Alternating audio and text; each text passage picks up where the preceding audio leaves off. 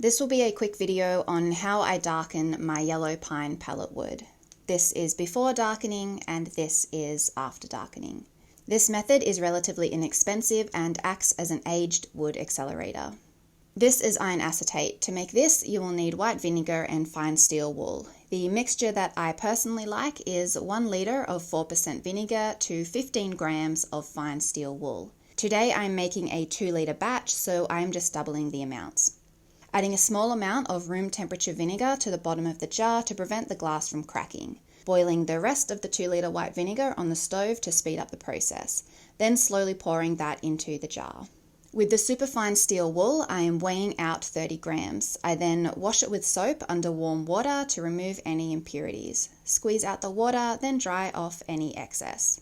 I am then pulling the steel wool apart to gain as much surface area as possible, then placing that into the hot vinegar.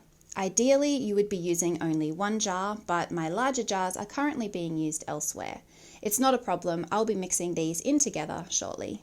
The chemical reaction of acetic acid and iron creates hydrogen gases, so keep this outside with the lid off until the process is over. I let this sit for about 8 hours, occasionally stirring and trying to keep the steel wool submerged. You can then remove the steel wool, squeezing out the excess liquid, and put this on the dirt somewhere. Vinegar on steel wool exposed to oxygen will oxidize, creating an exothermic reaction. I then like to filter out the small leftover particles to create a more consistent product. I use a coffee filter in a coffee plunger, and I am left with a beautiful clear solution. I'm then able to fit this all in the 1 jar, and this bit is the dregs that were filtered out.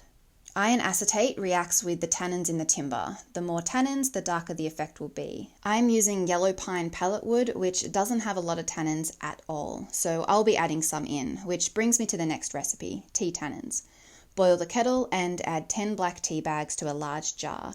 Let it steep for at least 24 hours. I then remove the tea bags and add more water. This ratio is 3 litres of water to 10 tea bags. I store this in the fridge to prolong its shelf life.